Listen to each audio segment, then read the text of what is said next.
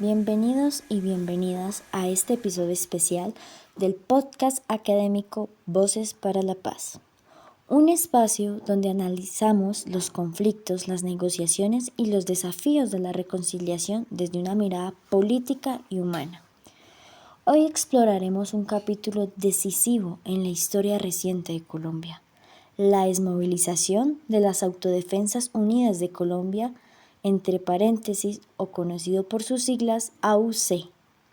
AUC, un proceso impulsado durante el gobierno de Álvaro Uribe Vélez entre el 2002 y el 2010 y que aún genera intensos debates sobre su legitimidad y su alcance y sus consecuencias.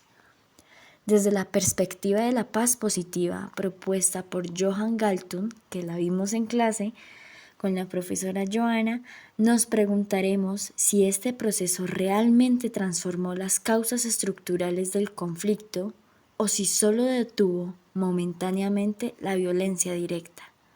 Para hablar de ello, nos acompaña un politólogo experto en conflicto armado y políticas de seguridad, asimismo como profesor y docente de la Universidad Militar Nueva Granada, con quien analizaremos los aciertos, las tensiones y las lecciones que deja este proceso para la construcción de paz en Colombia.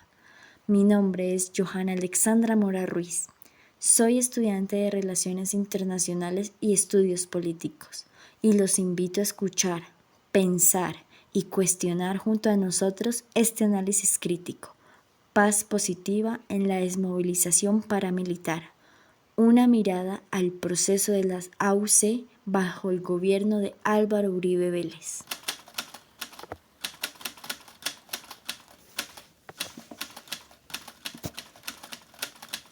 ¡Chachachachán! Vamos a devolvernos a los años 2000. Cuando todavía usábamos Messenger, escuchábamos Juanes con la camisa negra y Colombia estaba en plena ofensiva contra guerrillas y paramilitares. El presidente Álvaro Uribe lanzó su famosa política de seguridad democrática que prometía devolverle el control al Estado sobre el territorio. En ese contexto se inició la desmovilización de las AUC, un grupo paramilitar que, aunque decía combatir a las FARC, también fue responsable de graves violaciones a los derechos humanos. Ok, ahora Johanna, llévanos a la entrevista. Buenas tardes, el día de hoy nos encontramos con el profesor y politólogo Gabriel Clavijo de la Universidad Militar Nueva Granada. Hola, buenas tardes, ¿cómo están? Listo, profe. Listo, vamos a hablar sobre el tema de 2002 y 2010, el gobierno de Álvaro Uribe, que implementó una política de seguridad democrática en donde buscaba recuperar el control del Estado sobre los territorios afectados por la violencia armada. Pues ya que, como sabes, esto promovió la desmovilización de varias Autodefensas Unidas de Colombia, siendo pues uno de los grupos más poderosos paramilitares de nuestro país. Sin embargo, pues aún hay ese debate entre si este proceso fue realmente una negociación política o una estrategia de seguridad. Por eso te tengo esta pregunta. Desde tu perspectiva, ¿el proceso de desmovilización de las AUC puede entenderse como una verdadera negociación política o fue más bien una rendición condicionada dentro de la estrategia de seguridad democrática? Yo creo que fue de las dos. Primero fue una estrategia de, más bien de consolidación de un proyecto político, buscando la, la reinserción de las AUC, que no fue efectiva realmente. Fue más un movimiento de engrane de poder para consolidar una política de seguridad democrática futuro y que le diera la posibilidad de generar mayor gobernanza pues durante sus gobiernos. Sí, eso es verdad, profe.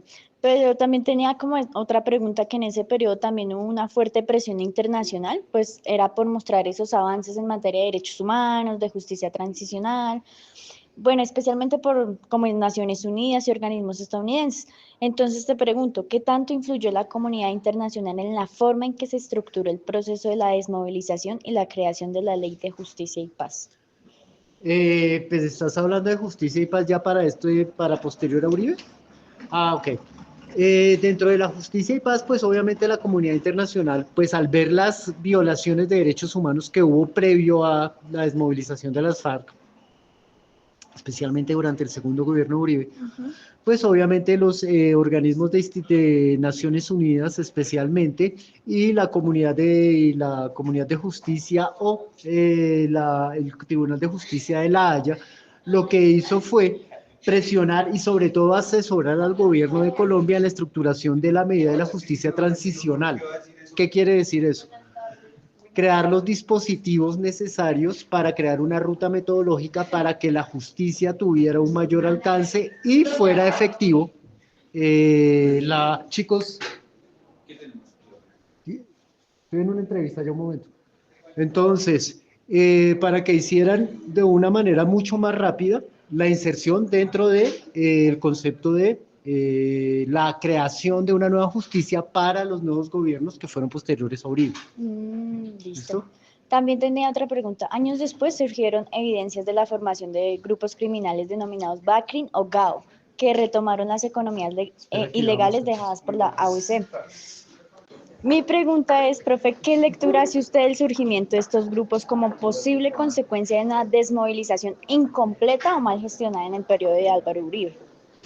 Lo que pasa es que cuando no se hacen los procesos de reinserción de manera adecuada, quedan grupos por fuera del proceso y eso no tienen garantías y lo que hacen es volver a la criminalidad, pero mucho más violentos. ¿Sí me hago entender? Sí, claro. Cuando un proceso queda mal estructurado, los grupos quedan flotando y se vuelve más violenta la agresión de los grupos flotantes, aunque dentro de un proceso de paz siempre es previsible que hayan grupos que no se acojan al proceso o queden flotantes.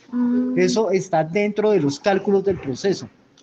Es una falacia, siempre es una falacia cuando se dice que fue mal diseñado el proceso porque quedan grupos por fuera. No, hay unos cálculos que dicen hay un porcentaje mínimo que siempre queda por fuera. Esos grupos quedan por fuera de la justicia restaurativa o justicia de paz y entran a la justicia ordinaria y deben ser combatidos como delincuentes.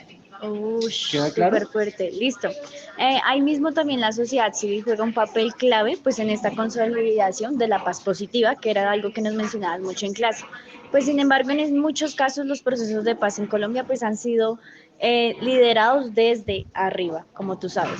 ¿Usted cree que la sociedad civil colombiana participó activamente en este proceso de desmovilización o fue excluida del debate sobre la paz? Yo creo que a mi juicio me parece que fue un poco más excluida, debió haber sido más inserta dentro del proceso, sobre todo en la parte de la construcción de las metas o de las metas a conseguir. Y hay una parte muy importante, es que la parte de las víctimas y no fue escuchada. Entonces, dificultó ese proceso. Entonces, al no tener la parte de las víctimas, no se escucha a las víctimas, pues queda un proceso un poco corto, queda corto. Entonces, el proceso de restauración no puede lograr los alcances debidos. Y también hay una cosa y es que durante el proceso que se hizo no hubo un apoyo real del gobierno siguiente, o sea, el gobierno de Duque. No apoyó ni implementó los acuerdos y eso generó que se descuadernara y los compromisos no fueron cumplidos y la debacle fue pues los grupos fuera de control que tenemos hoy. Ok, listo. Años después de este proceso con las AUC, Colombia inició pues otro proceso de negociación con las FARC bajo el gobierno de Juan Manuel Santos, en donde este tuvo un enfoque más amplio de justicia transicional, como sabemos. Desde tu experiencia, ¿cuáles son las principales diferencias entre el proceso de desmovilización de las AUC y el acuerdo de paz con las FARC en términos de negociación, inclusión y sostenibilidad? Lo primero es que los procesos de desmovilización con Uribe no fueron unos procesos pedagógicos y armados, fueron producto de una coyuntura política y más bien como parte de un plan político para instaurar una idea que era la seguridad democrática, una herramienta. El proceso de paz fue un proceso de paz mucho más real, en donde hubo una colaboración académica, una colaboración de las instituciones, un acompañamiento internacional serio, y también un proceso largo de construcción y sobre todo una agenda clara, ¿sí? Una agenda con unos puntos muy claros, el gobierno, y una agenda que se conocía por la gente, por el público, fue dada a conocer, mientras que el proceso de paz de Uribe fue de puertas para adentro, nadie supo nunca qué se estaba haciendo, no genera confianza. Claro. Bueno, profe, ya para cerrar con una reflexión inspiradora, Si usted tuviera que resumir en una sola idea el mayor aprendizaje que deja el proceso de movilización de las AUC para las nuevas generaciones de negociadores y constructores de paz, ¿cuál sería? En realidad el proceso con las AUC tiene muchas falencias, tiene muchas fallas, no es un proceso que yo tomaría como un referente. Yo lo tomaría más el proceso de paz con las FARC, es mucho más estructurado, es mucho más digno de estudiar, tiene más enseñanzas y más aportes para una sociedad futura. Creo que un proceso de paz viene de dos partes. La primera parte es la voluntad de paz del grupo insurgente por negociar. La segunda es la voluntad sobre todo del gobierno por cumplir los acuerdos. Y tercero, la voluntad a futuro para que los acuerdos firmados se implementen efectivamente, que en eso ha fallado mucho Colombia. Sí, eso es lo que más ha fallado. Entonces, pues ahí está. Listo, vale, profe, muchísimas gracias, que estés bien. Listo, chao chicos. Ok, ahora hablemos de teoría, porque uno no estudia relaciones internacionales solo para sufrir con las lecturas que nos dejan los profesores todos los días. Según Johan Galtung, la paz positiva pues no es la ausencia solo de la guerra, sino la presencia de la justicia social, de la equidad y de ciertas estructuras que eviten nuevos conflictos. Pues sin embargo, ahí podemos ver varios procesos de la AUC que no sabemos si realmente logró construir una paz positiva o si simplemente detuvo la violencia directa por un tiempo, así como nos narró el profesor. Entonces, pues más como paz positiva, fue como una paz con signo de interrogación. Entonces, hablando de estructuras, pues la participación ciudadana fue bastante limitada, como nos decía el profesor.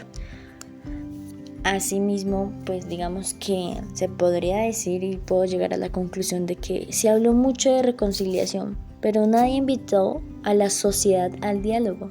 Me parece esto muy colombiano, la verdad, típico de colombiano, dejar todo como a último momento. Pues asimismo vimos que años después vino el proceso de paz con las FARC y pues muchos lo comparan con el de las AUC, lo cual el profesor incluso dijo que le parecía más interesante ese proceso porque había más cosas para analizar que el de las AUC.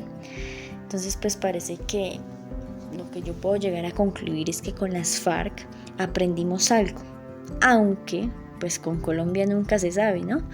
A veces aprendemos pero no aplicamos realmente, y pienso que así es como en toda la vida. Llegamos, nos caemos, tenemos una lección de vida, nos golpeamos, pasamos por varios obstáculos y a pesar de que las caídas son muy fuertes y nos dejan heridas, seguimos como cayendo en el mismo error pensando que las personas van a cambiar o incluso esas mismas situaciones. Por más de que tú cambies, seas buena gente, seas amable, empático, tengas una escucha activa con esa persona, es como si esa persona no fuera a cambiar, pues porque te sigue maltratando de alguna u otra forma, psicológicamente, emocionalmente e incluso físicamente. Entonces es creer esa idea de que, bueno, yo cambio y los demás a mi alrededor, ¿qué? Yo tengo esa paz mental y a la vez no, porque estoy permitiendo que entren a mi vida y a mi círculo social, a mi vínculo personal, y me están haciendo daño de alguna otra manera porque no tengo esa paz, ni esa mentalidad tranquila, ni estoy emocionalmente tranquilo, en paz, sino que permito que aún me sigan haciendo daño. Y eso es algo que me deja pensando de alguna u otra forma y me hace reflexivar en este momento, hablando como un poco de psicología. Y en este podcast que están escuchando, es que por más de que nosotros cambiemos, los demás no van a cambiar y tenemos que poner límites, tenemos que decir listo, no más. Yo quiero seguir con mi vida, yo quiero tener mi estabilidad emocional, mi paz mental, mi amor propio y seguir con mi vida adelante, porque pues hay personas que nos van a hacer daño por brillar, por ser una luz y por incluso no. Entonces, digamos que con todos estos procesos uno siempre aprende, pero aprende y no aplica, aprende y dice, listo, aprendí, como que fue una herida de la vida, dejo esa cicatriz y pienso que de pronto con un tatuaje la puedo cubrir y sé que en algún momento otra vez me haré otra cicatriz y seguiré y diré, no, es un aprendizaje, pero en el futuro realmente nos acordamos de esa cicatriz que nos hizo tanto daño y la tapamos incluso con un tatuaje, pero aún así nos seguimos haciendo daño, aún seguimos diciendo, no, fue un aprendizaje y ya, otra vez nos volvemos a chocar con la misma piedra. Yo creo que es algo que uno dice, no, que hay que poner un alto y empezar a ser más conscientes, autoconscientes y mirar dentro de sí mismo alguna manera y alguna alternativa, pues para no seguir cayendo en estos mismos errores, tanto en la vida personal como en este tipo de conflictos armados que han perseguido a nuestro país tantos años y han hecho tantas guerras, tantas masacres, tantos homicidios, lo cual nos ha afectado. Es por eso que este tipo de problemas caen a muchos menores de edad, lastimosamente, a familias, padres de familia, madres, adultos mayores e incluso las mascotas, donde caen con armas, caen con tema de drogas, con tema de prostitución, con temas terroríficos realmente, narcos, esa narcocultura, narcopolítica, esa narcoestética incluso, caen en ese tema, pues porque es muy cerrado el tema de la violencia aquí en Colombia y más con estos procesos. Y pues es algo que uno lo deja pensando de que cómo podemos avanzar y seguir adelante, ¿no? Pues así mismo pienso que, digamos que a partir de todos estos problemas la gente siempre trata como de buscar una alternativa, una paz, según un relajante, algo que te saque de esta realidad, algo que te tranquilice. Por eso mucha gente, muchos jóvenes, adultos, menores, niños, caen en el tema de las drogas, pues donde, digamos que en el conocimiento y en lo que he investigado, las drogas alcanzan el circuito del deseo con una exploración, ¿cómo decirle? Una exploración química, algo muy intenso, pues donde ninguna conducta natural puede igualar a eso. Es por eso que piensan que estamos, para salir de ese problema, estoy en esta otra cosa porque me salgo de esa realidad. Y ahí es donde no aprendemos, porque estamos buscando ese suplemento, como ese dopaje, diciendo ya pasó, me la tomo un momento, salgo del problema, pero aún sigo metido en ese círculo vicioso. Aún sigo que me afecten esos vínculos, esas relaciones tóxicas, por decirlo así, esos conflictos, sigo que me afecten mi interior. A pesar de yo haber cambiado, ahora hago de consumir estos productos. Es algo que no pensé llegar en este podcast, la verdad, con esta reflexión, pero pues creo que también es necesario llevarlo un poco a la realidad de nuestra vida y no hacerlo como tan monótono de explicar mucho este caso, pero es triste y lamentable ver esto y escuchar esto. Sin embargo, vamos a continuar con el tema de nuestras entrevistas, ahora con estudiantes. Ahora nos encontramos en esta entrevista con algunos compañeros de la carrera que quisieron estar el día de hoy.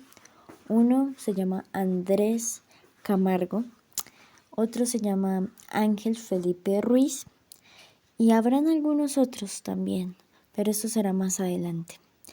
La pregunta que les tengo a cada uno de ellos es, si tuvieran que definir en una sola frase la paz positiva en el contexto colombiano, ¿cuál sería? Pues hay muchos ejemplos, ¿no? Les puedo decir que, no sé, puede ser la paz positiva es cuando no hay balas, pero sí hay oportunidades. ¿Ustedes qué pensarían al respecto? Pues mi nombre es Andrés Camargo, yo estudio actualmente Relaciones Internacionales y pues dentro de las preguntas, más que todo, en vez de, pues después de la pacificación de Álvaro Uribe como tal, del tema de las guerrillas, hubiera buscado la reinserción de aquellos que se habían encontrado dentro de los procesos de paz para como tal no solamente evitar que ellos se reintegraran al conflicto armado, sino que también pudieran explotar talentos propios que tienen y que se les reparara como víctimas. Ahora, si ustedes hubieran estado a cargo de diseñar el proceso, ¿qué elemento le habrían agregado para garantizar una paz positiva? No sé, un enfoque más comunitario, más acompañamiento internacional, más educación para la paz. No sé, pueden haber varios. ¿Ustedes qué opinan? Va a hablar Ángel Felipe Ruiz, estudiante de Relaciones Internacionales. Bueno, sé más del contexto de las guerrillas, no sé tanto de las AUC cómo funcionó, pero teniendo en cuenta que ambos obedecen a grupos armados ilegales que tienen uno que otro componente en el cuanto a incorporar a los miembros jóvenes se refiere, o sea, en plan niños o cosas así, sería algo centrado también en la parte de adaptación a la vida civil, porque cuando se está acostumbrado a estar en un contexto de armas y violencia, es muy difícil dejar esa perspectiva, más si te estuviste criando en ese mismo entorno, dependiendo de las edades, etcétera. Hay como una especie de lavado de cerebro, si le podemos llamar así. O sea, se acostumbra la persona a eso y por eso es muy difícil incorporarse a la vida civil. Y no solo sucede con los grupos ilegales, sino también con los militares. Es muy difícil eso. Entonces yo sería algo así como una capacitación y, o sea, como un proceso, a ese mismo proceso, como añadirle algo que sea para como reestructurar esas mentes, ¿si me hago entender? O sea, de que ya no piensen en el conflicto y la violencia, que es lo que normalmente sucedía.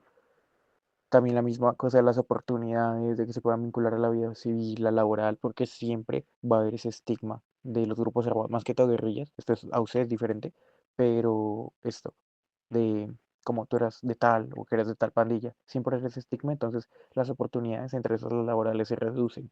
Entonces sería crear un entorno seguro, tanto para la convivencia como para la presentación de oportunidades y un futuro, un progreso futuro, se puede decir.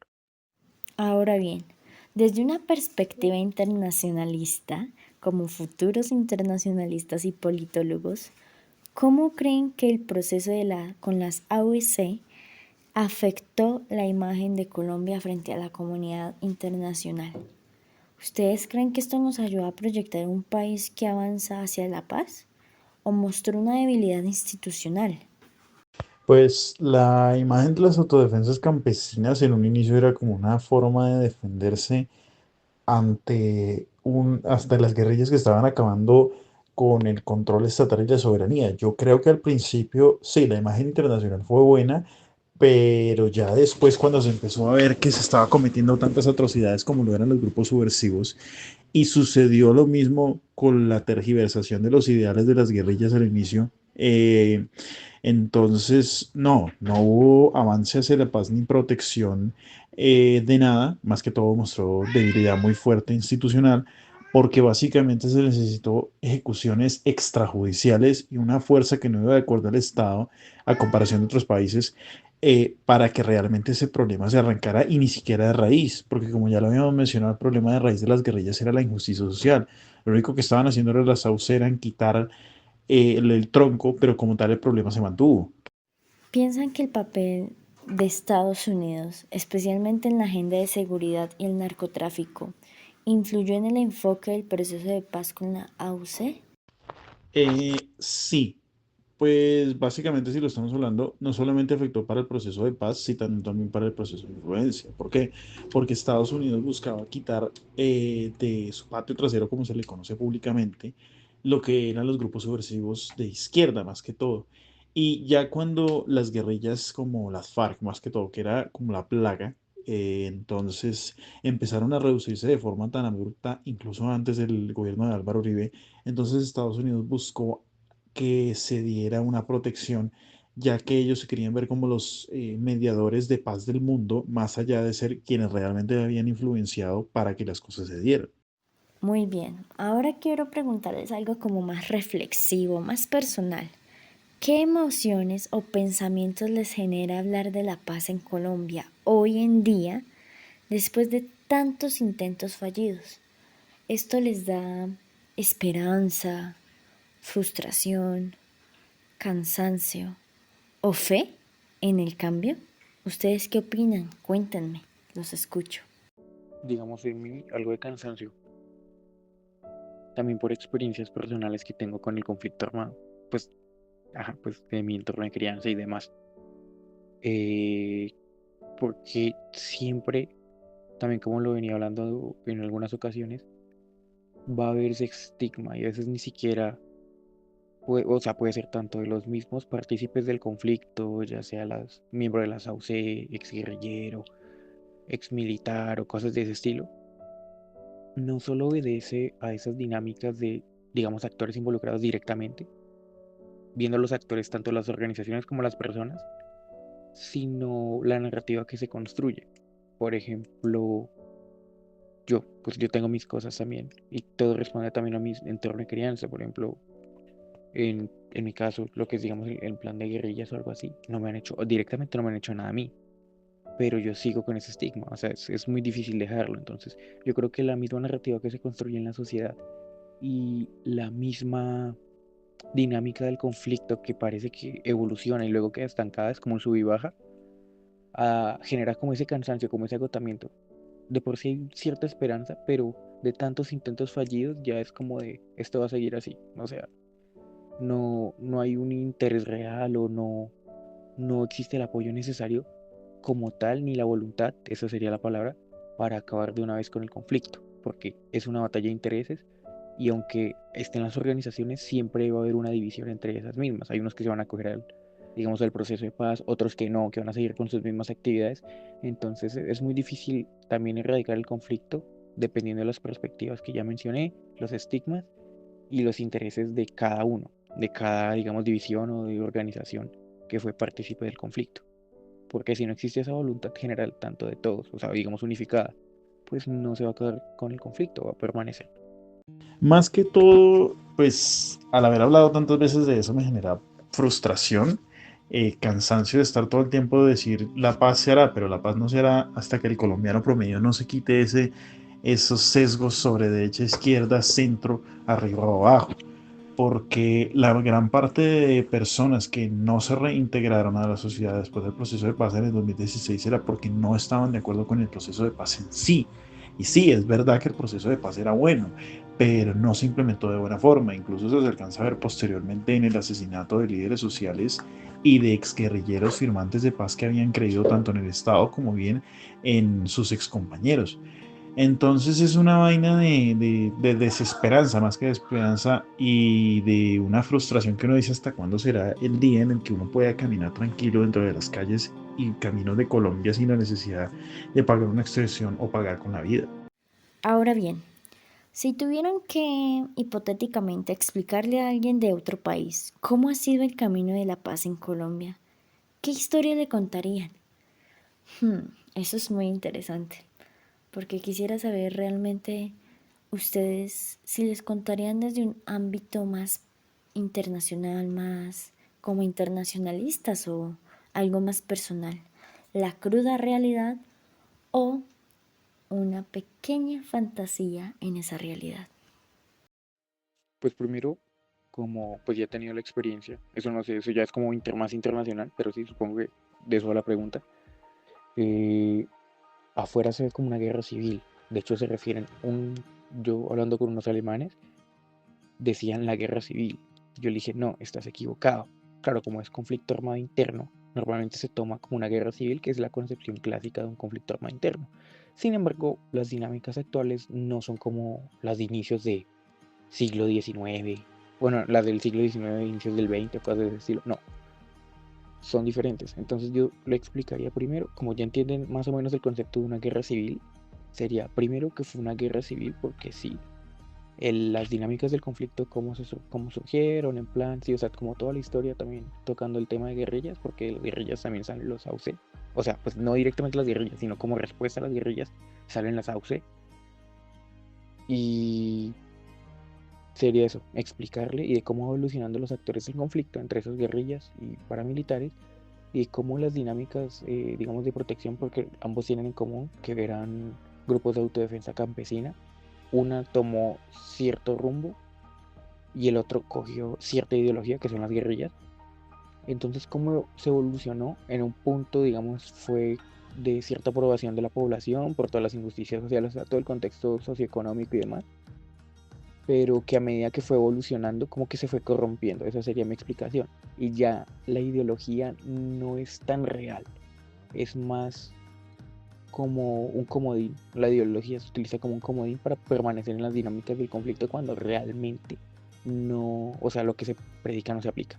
Por digamos el caso de secuestrados, o sea, campesinos, comerciantes, o sea, si realmente dices que apoyas al pueblo, y luego digamos el caso de guerrilla, pues te estás contradiciendo demasiado con tus acciones.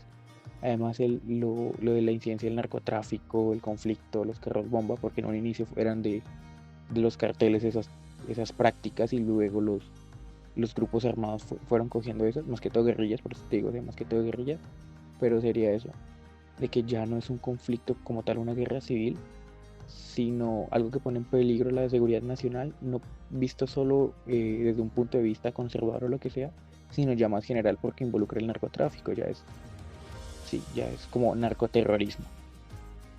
Más que todo, le explicaré una pequeña narración desde los tiempos no coloniales, pero sí desde los tiempos en los que se formó el Estado moderno, y sería como una base sobre las ideologías y la incapacidad de los colombianos, y más que todo del Estado, para poder ejercer un orden dentro de su país y respetar las ideas de otras personas, ya que, como bien sabemos, todo tiene un origen y el origen de las guerrillas es que el Estado, o más que todos los terratenientes en su momento, acababan con las tierras de los campesinos, de la gente que vivía y no tenía poder, y tiempo después esas guerrillas hicieron lo mismo en temas urbanos, como en el M19. Las AUC, los campesinos, fueron una consecuencia de estas guerrillas, entonces todo ha sido una consecuencia de todo. El tema es realmente hasta qué punto puede llegar eso, y pues para contárselo a un extranjero de forma no tan sangrienta sería como resumirlo en que las personas no respetan el punto de vista de otros, sino que prefieren aplacarlos e imponerse. Me ha alegrado escuchar mucho sus respuestas. Es bastante chévere cómo tienen dos puntos de vista interesantes. Y pues siendo mis compañeros, es chévere también hablar de estos temas políticos que nos ayudan a expandir nuestro conocimiento y ver las posturas críticas de las otras personas en este problema en común que tenemos como colombianos. Para cerrar, eh, quisiera con un poquito de humor, digamos, si la paz positiva fuera una persona, ¿ustedes cómo creen que serían? ¿Un político reformista, un profesor cansado, un campesino con esperanza o un influencer hablando de reconciliación en TikTok, en Instagram? ¿Ustedes qué creen? ¿Qué personaje sería? Descríbanmelo, piensen cómo ustedes ven a una persona si fuera la paz positiva. Eso sería muy curioso de escuchar de su parte. Si la paz positiva fuera una persona, más que todo sería como el que trata de mediar las cuestiones y hacer que las personas sean justas unas con otras. Pero no solamente se necesita eso, sino también se necesita unas instituciones fuertes, una autoridad mayor, llámese profesor, llámese alguien más que tenga poder para que de verdad se pueda ejecutar esa paz, porque ya se ha intentado mucho tiempo atrás. Y pues yendo de una forma más específica, yo creo que sería pues una combinación de todos, porque pues la mayoría de casos ya han salido. Esos cuatro casos ya han salido. Tanto el político reformista lo han asesinado, el profesor cansado no ha podido mostrar la realidad como él quiere. El campesino con esperanza sería la forma más específica porque busca generar una mejor realidad para su zona. Y el influencer realmente yo nunca he creído sobre eso. Entonces, pues ese último sería como el más improbable, diría yo. En el contexto colombiano, yo lo, no sé, sería una figura pública seguramente, porque pues es un tema muy debatible, muy público, muy mediático. Como tal una figura en sí, no sé cuál podría ser, quizá por un político, porque pues hace política con la paz al fin y al cabo. Hay unos discursos, una ideología claramente, a veces se trata de ocultar, pero en los actores ves su propia ideología, los discursos, las narrativas que construye cada uno, el intento de construir una narrativa general, digamos, con lo de la JEP y lo de la paz,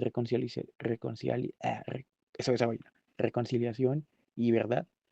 Entonces se trata de construir una narrativa general partiendo de las narrativas de cada actor, como intentar entender la verdad, notando esas narrativas, sí. Dentro de lo subjetivo, el conjunto de todo ello llegará a algo cercano a lo objetivo, se puede decir. Espero que se entienda. Entonces yo creo que sería así, como un político que promete puede ser, así como dice un político reformista. Sin embargo, como sabemos en la política, no todo se cumple, es mucho bla bla bla y al final no siempre se cumple lo que se predica. Entonces yo diría que sí, podría verse como es, como un intento, porque realmente el político no está cansado de hablar de la paz, es la gente en sí el malestar, porque es la que más vive el conflicto. El político lo presencia, pero no lo ha vivido en carne propia, en su mayoría de veces. Entonces, yo creo que sería eso, porque siempre todos van a hablar de paz, pero no realmente quién es el afectado de ellos, ellos están afectados y realmente tienen un interés en sí de acabar el conflicto o es más para ganar un reconocimiento internacional. Porque las dinámicas del conflicto son muy complejas, y más del conflicto armado de Colombia. Entonces yo diría que podría ser como el político reformista. Ya. Ok, hemos recorrido un camino complejo, lleno de matices y contradicciones, pues el proceso de desmovilización de las AUC fue sin duda un intento por silenciar las armas, pero también nos deja la tarea de construir una paz más profunda, que vaya más allá de los acuerdos y penetre en las estructuras sociales, económicas, culturales y políticas que alimentan los conflictos. Como jóvenes y futuros profesionales de las relaciones internacionales y estudios políticos, tenemos el desafío de pensar la paz no solo como una meta, sino como un proceso continuo que exige memoria, diálogo y transformación. Agradecemos a nuestros invitados por su valiosa participación y a ustedes, nuestros oyentes, por acompañarnos en este espacio de reflexión crítica. Los invitamos a seguir explorando nuevas voces, nuevas miradas y nuevas formas de entender la paz en Colombia y en el mundo. Soy Johanna Alexandra Mora Ruiz y esto fue Voces para la Paz. Hasta la próxima.